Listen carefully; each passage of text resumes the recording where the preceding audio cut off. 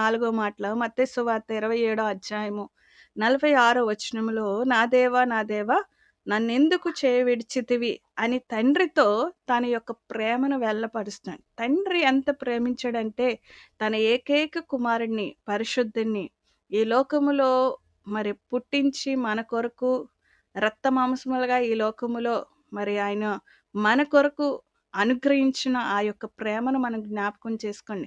తండ్రి ఏ విధంగా కుమారుని ప్రేమించాడనేది పక్కన పెడితే మనల్ని కుమారుడి కన్నా మనల్ని ఎక్కువగా దేవుడు ప్రేమించాడు.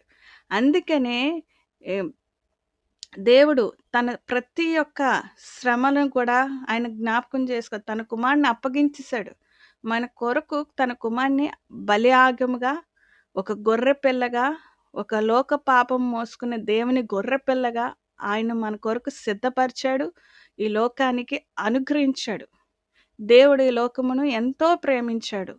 కాగా తన అద్వితీయ కుమారుని యందు విశ్వాసముంచు ప్రతి వాడును కూడా నిత్య జీవం పొందుతాడు. అందుకనే తన కుమారుడికిచ్చిన మహిమ పక్కన పెట్టి మన యొక్క పాపము భారము అంతా కూడా ఆయన మీద మోపి తన కుమారుని పస్కా గొర్రెపిల్లగా ఆ సిలువలో మన కొరకు సిద్ధపరిచాడు.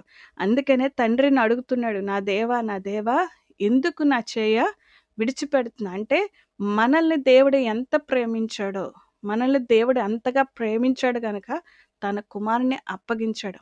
ఆ సమయంలో ఆ నిమిషంలో కూడా దేవుడు తన కుమారుని మొర ఆలకించలేకపోయాడు.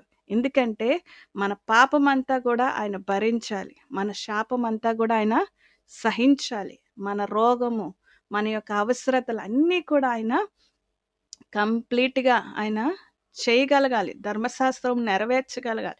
ధర్మశాస్త్రం ఉన్న బలి ఆగమంతా కూడా ఆయన కంప్లీట్ చేయగల సమర్థుడిని కుమారుని మన కొరకు అనుగ్రహించాడు కనుక ఇక్కడ తండ్రి ప్రేమ అనేది మనకి తెలుస్తుంది. కాబట్టి మనము తండ్రిని గౌరవించాలి. దేవాది దేవుడు ఉన్నవాడు అనువాడువైన ఆ దేవుణ్ణి మనము ముందుగా మనం పూజించాలి, అనుసరించాలి, ఆయన గణపరచాలి. అత్యున్నతమైన సింహాసనం మీద ఆసీనుడైన వాడిని మనము నిత్యము కూడా ఆరాధిస్తూ స్తుతిస్తూ కుమారుణ్ణి దేవుడు మనకు అనుగ్రహించడం గనక కృతజ్ఞత స్తుతులు చెల్లిస్తూ ఆయన మహిమపరుస్తూ కుమారుడి ద్వారా వచ్చిన రక్షణ బట్టి, కుమారుడి ద్వారా వచ్చిన పరలోక రాజ్యం బట్టి, నిత్య జీవం బట్టి ఆయన స్తుతిస్తూ ఆయన గణపరుస్తూ మనం ముందుకు సాగాలి. అందుకనే నా దేవా నా దేవా ఎందుకు నా చేయి విడుస్తున్నావు. నిజమే కదా. ఈరోజు ఒక సేవకుడివైనా సేవకురాలువైనా దేవుని బిడ్డగా ఒక పాత్రురాలుగా మనకి శ్రమ వచ్చినప్పుడు కష్టం వచ్చినప్పుడు మనం దేవుణ్ణి పిలుస్తాం, దేవుణ్ణి అడుగుతాం, ప్రభువా నా చెయ్యి ఎందుకు విడిచావు, నా కష్ట సమయం ఇలాగుంది, నా పరిస్థితి ఇలాగుంది, నా యొక్క భారం ఇలాగుంది అని మనము ప్రార్థన చేస్తుంటాం. హృదయ అంతరంగమందు ఆయన్ని వేడుకుంటాం. కానీ ఆయన మొర ఆలకించలేదేమో అనుకుంటున్నా, కానీ సువర్ణ వర్ణముగా నిన్ను తీర్చడానికి, ఆయన మార్చడానికి, ఆయన స్వరూపంలో నిన్ను తీర్చడానికి ఆయన కొంత సమయాన్ని ఆ యొక్క బాధను, ఆ యొక్క శ్రమను మన జీవితంలో అనుమతిస్తాడు.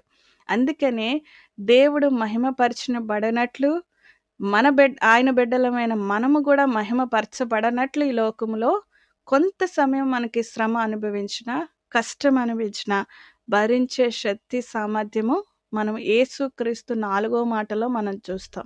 అందుకనే కష్టమైన బాధైనా కొంత సమయం మనం అనుభవించినప్పుడు మనము తండ్రి ప్రేమను అర్థం చేసుకుంటాం, తండ్రి యొక్క సహవాసంలోనికి వెళ్తాం, తండ్రి యొక్క ప్రేమను మనం పొందుకుంటాం. ఆయన మనల్ని ప్రేమిస్తాడు, మనల్ని గణపరుస్తాడు అనే విషయమును జ్ఞాపకం చేసుకొని క్రీస్తు యేసు సిలువలో సంపూర్ణమైన రక్షణ ఆ యొక్క పొందినట్లు దేవుడు మనకి ఆ కుమారుని అనుగ్రహించాడనే విషయాన్ని మనము జ్ఞాపకం చేసుకున్నాం. అందుకనే బాధ కలిగిన, కష్టం కలిగిన, వేదన కలిగిన కొంత సమయమును ప్రియ దేవుని బిడ్డ ఓర్చుకున్నప్పుడు దేవుడు నిన్ను మహిమపరిచే స్థితిలోనికి దేవుడు నిన్ను తీసుకొని వస్తాడు.